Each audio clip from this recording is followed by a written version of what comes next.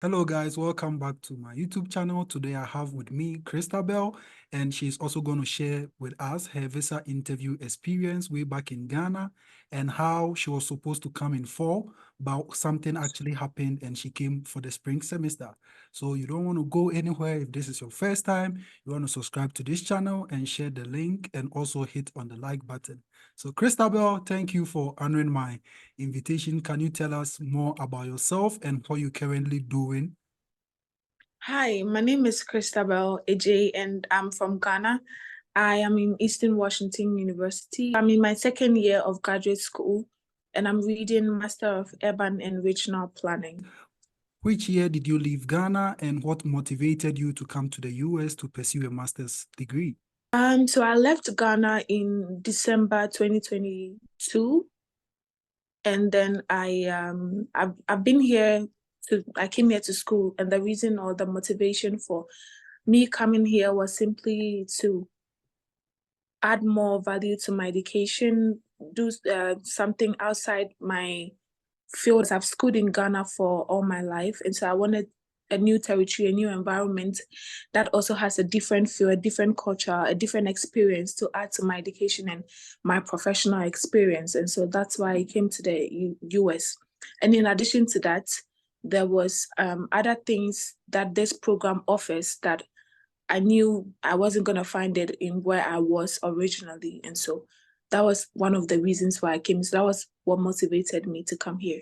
That is amazing. And sorry, I'll also add that there was also good funding. And so, yeah, we all want money. So that was also another addition to the reason why I came here.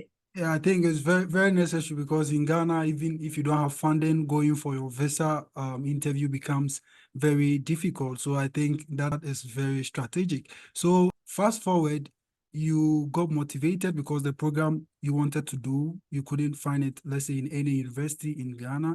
And also, am I right with that? The program I wanted to do is definitely in Ghana. However, there are certain things that the program here does that they don't have it in Ghana. And so that was part of the reason why I decided to come do it here. Okay, great. How many schools did you actually apply to?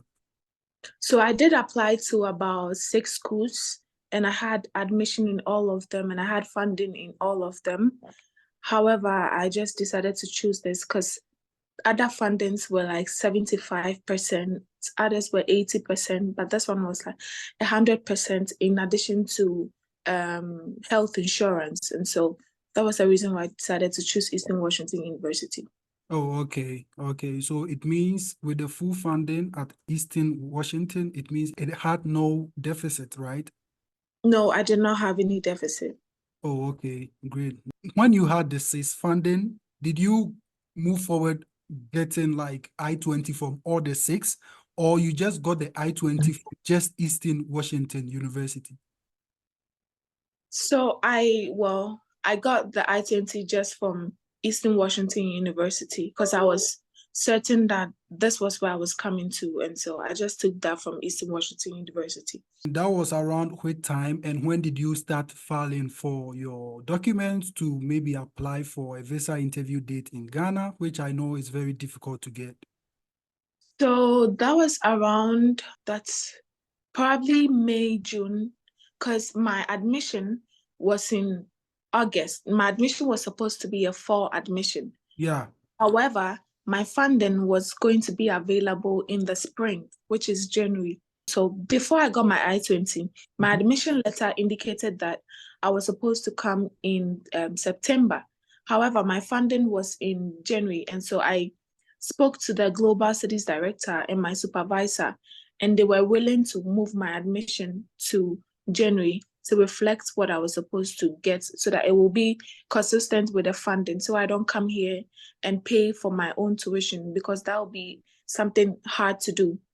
Besides, I had no family over here, so that would have been a difficult or probably impossible task. And so I finally got my I-20, and it was in January. To just make it clear, for clarity's sake, you were supposed to come in 2022, September for fall semester. But because Yes. your funding was in January the next year, 2023, you Mm-hmm. decided to talk to some of the authorities for them to push your fall admission to spring semester so that it could tally with the funding that you had. Right. Mm-hmm. How did the date hunting go in Ghana? Like, how was it like? Can you share your experience with us? Okay, so mine was an interesting one because I had my visa 3 months even before my intended program start date. And so I had my I-20 in August, and I did my visa registration and everything, did my DS-160 forms, everything. And then I booked an appointment, but my appointment was in the next year, which will be impossible to hit that date.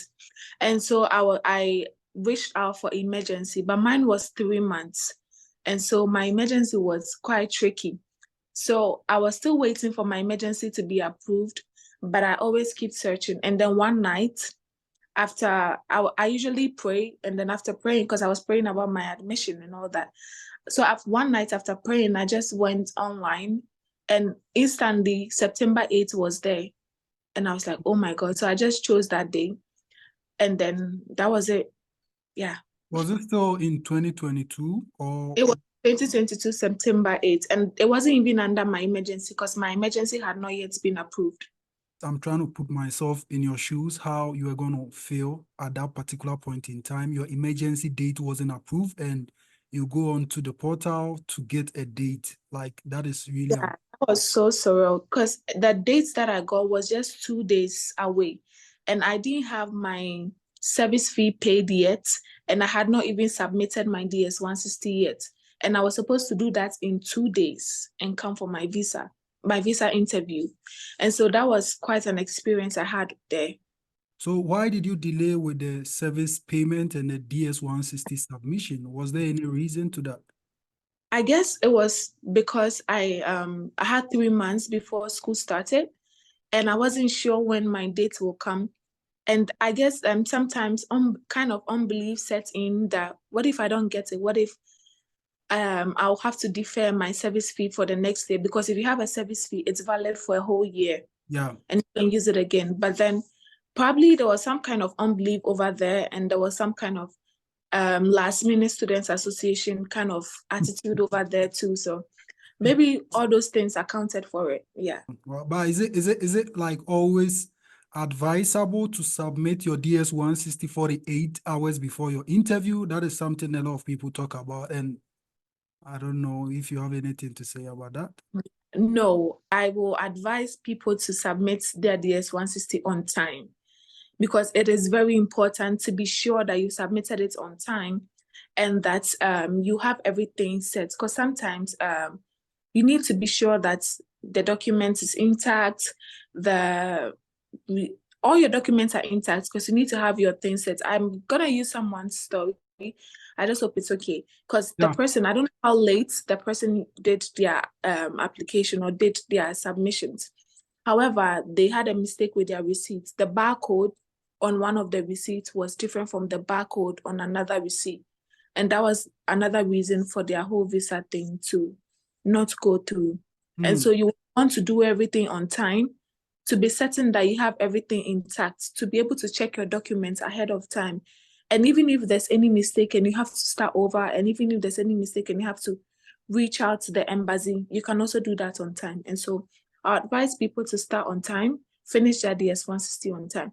And if there's even money, pay their service fee on time too. Yeah. Okay. So no rushing. No rush.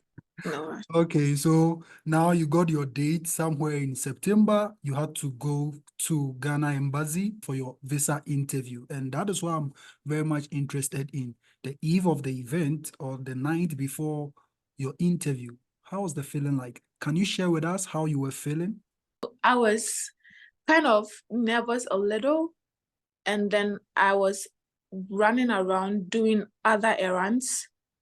So I didn't really feel that much nervous because I sometimes when you're busy and like are doing a lot of things, it takes away some of the nervousness because when you're still in one place, that's when you start thinking. So I was doing a lot of things. And so that was part of what helped me. And I was also nervous. I was praying. My mother was praying. My mother was praying the entire night. Prayathon. So yes, my mother was praying the entire night. And so yeah, but I was a little nervous, I won't lie.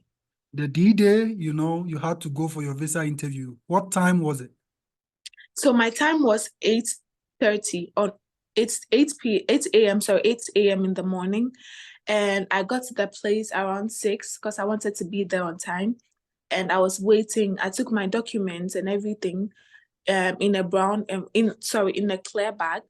And then I took my documents, all my receipts, my admissions, my transcripts, and even those things that I know they won't ask for. I still took it along just in case they ask for it. I will still have it over there. And so I had my interview with one of my classmates. He also had the same date. So we all had the same time. So he was in front and I was behind him.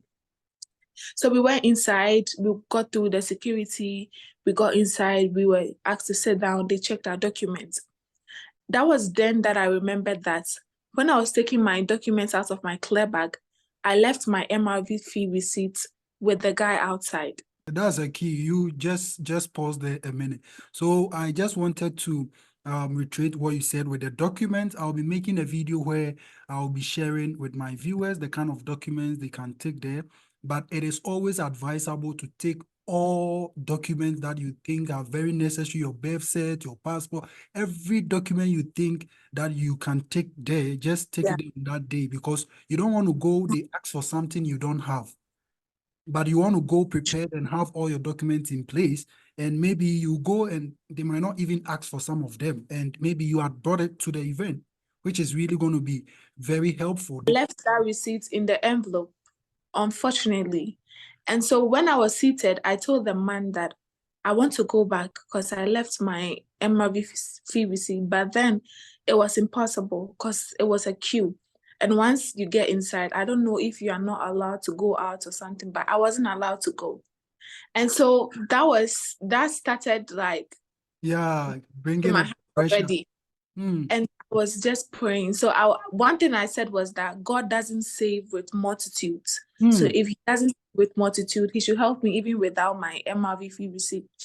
And so I got in line and then I was in the queue. I was right behind my friend. They did everyone in front of me, they scanned their passport, they scanned their visa, and then when it got to my turn, the first person scanned my passport and the computer broke down. And I was like, oh my God. What is Oh happening? my God. I was like, oh my God. So they made me stand behind for a while whilst they do other people's receipts, other people's process, because mine wasn't working. Mm-hmm. And so they asked the next person behind me to come. He went to that person and then it worked for that person some way, somehow. So they transferred me to the other gentleman to also scan my document. He scanned my document and it wasn't working. So I was told to stand somewhere. I was nervous. Hmm. And I am sure if it wasn't like the setting was like very official Mm-hmm. and very like prim and proper, the setting, you can't just do anything you want in that Yeah. setting. Yeah. Like you need to be serious because they are not joking there. If it wasn't because of that setting, I am sure I would have just started crying because there were a lot of, because I stood there for a long time. My visa was 8 a.m. and I was there for almost 1 to 2 hours. It Hmm. wasn't working for me because I was still standing there. And then finally, by some miracle, it worked. And then I was asked to go in line. And so I went in line and then I got to my interviewer, my visa officer. And then he asked me 2 questions. Just two questions. So yeah, just 2 questions. Before you go to the real interview stage, you are actually going to be in a room where you'll be in a queue. So there's that Yeah. final queue that you know that, okay, as for this queue, it's actually going to lead to a VO. And Yeah. when you are standing in that queue, I know you are able to tell whether some people are being rejected or some people are being Mhm. approved. Did you feel that? And how did you feel at that instant? Well, for me, because I was standing there for a long time, I got to see a lot of people, um, some people being rejected, some people being accepted. I got to see back because I was standing there for a long time. Yeah. And when I saw them, I was like, oh my God. Because one situation, there was this girl who was denied and she was crying so much. And Hmm. I was like, oh my God. That was before I had gone for my turn. So you could see people, some people, when they are denied, they take it calmly and then they go and all that. And one thing that helped me was that I was thinking about my paper, my document that is not scanning. And so although I was scared, I was seeing people being denied, people being accepted. I was also thinking about my documents that wasn't scanning, like what was I gonna do? And so that was something that helped me maybe, but it's not easy. Seeing people being accepted and denied, it gets to you some way, somehow. Yeah, yeah. And with the MRV receipt that they didn't allow you to take it in, how did you cover for that? Because I know they're actually going to look at that and scan it one way or the other. So how did you improvise for that? I do not even remember, honestly. Um, But I know that wasn't there and they did not ask for that. oh, okay.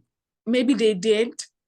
I honestly, I don't remember. Maybe they did ask for that and I told them it was in my, unfortunately, I left him in my bag or something. I don't remember what happened with the MRV fee, Yeah. honestly, because there were a lot of things going on with me, my documents, not scanning, my leaving my MRV, thinking and all that. So I don't remember what happened with the MRV fee, but all that I know was that I was just asked 2 questions and that was it. And do you remember the person that did the interview? It was one of the white visa officers. Is it the white man? Yes, Okay. So when you got there and you realized you were in front of him, he asked for your passport and maybe your I-20, I guess. yes. What was the first question he asked you? He asked me why am I going to Eastern Washington University, of which I answered. And then I was asked if what is my funding? So what is my funding? And then I had an assistantship, which was a full funding. And so I spoke about that. And then he asked, yeah, sorry, it was 3. He asked if I have traveled to the US before, and I said no. And that was it. Yeah. And do you remember the answer you gave to the first question? I'm interested in that. It was a long answer, I know. But Yeah. because it was I had started to come to Eastern Washington University because the school had a part of their curriculum where they give students the chance to go into an actual planning setting. And Mm, so students liaise with a professional planner. They liaise students with professional planner. And so part of your time in school, you get to do that part where you are doing real-time planning. mm, And recently, we even did a planning for this institution that wants to build a girls' dormitory for, it's an institution that deals with youth in drug and alcohol addiction. And so we did a planning for that. So already I'm doing real life planning in my school, and that's an opportunity that I'm really, really grateful for. Eastern Washington University gives students the chance to do a whole lot. It's not purely so, theory, it's a lot of practical. And by the time you are done with school, you have a lot of connections through the program. That was what I spoke about. yeah, then looking at your answer, it was really personal, and I think it was really substantial to anybody that hears what you just said is going to actually fall for that because that is really true. So good, you got your visa approved. Christabel, take this white paper, your visa has been approved. Yes, it's so like I wanted to scream, but I can't scream. So I was Yeah. like, and then, and Did then you I walked out. did you take money on you? Like, because I know mostly if you get out, you have money or cash, you're gonna dash it out. Well, I did not have money on me, unfortunately. My money was in the bag, which I Mhm, left outside. And so the security men saw me when my document was not scanning. And mhm. so when I was going out, they were like, "Oh, congratulations!" And I was so happy. So yeah, I got out. My classmate was waiting for me outside, and we were all happy because he also got his visa. We were Um, jubilating, we were happy. amazing. And who was the first person you called? I think I called my mother. Uh-huh, uh-huh. Mother, yes. I called my mother and she was screaming, women, and she was singing. Yeah, so let's try and change, that kind of setting. God being so good, you are now in US and you've been here for almost 1 year and counting. How has the Yes. experience been like? You've been in Ghana for some time and you've studied in Ghana for some time and you are now in Eastern Washington University. how is studies, and also how is faculty-student relation? Anything like you feel you've experienced so far you want to share with us? Yeah. So first of all, I'll say that Eastern Washington University is a school that I never expected would be this good. Hmm. Because coming over, I had spoken to some people who were already in the school, and well, some of what they told me wasn't really a lot. They were those people who weren't really having so much passion about the school. I don't know, maybe. So that was there. But coming into the school itself and going into my program, I feel like I would choose this school over and over and over again because Amazing. the faculty is superb.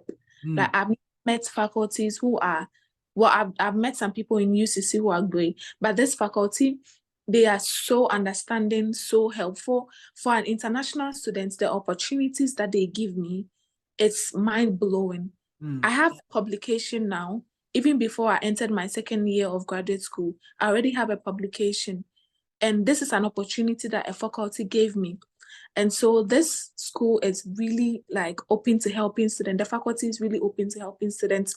There's never been a time that I've reached out to any of the faculty that anyone wasn't willing to help me. Even if they are not, they don't have like the means and the resources to help, they are always willing to direct you. And so that's one faculty student ratio that I'm really happy to have at my disposal. Hmm. And another thing is that with the school itself, there are a lot of opportunities. Yeah. Funding, study abroad, resources, a lot of things that you get to have in the school here that if I'll say it might even exhaust all the time that we have here on the Yeah. video. So that's another thing that you get to have here. And the other thing is my life here in the US.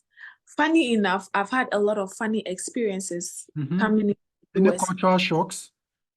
Oh yeah, a lot of cultural shocks. The first one was when I came into the US, I went to a restaurant for the first time. And Mm-hmm. when I was there, I ordered for a sandwich.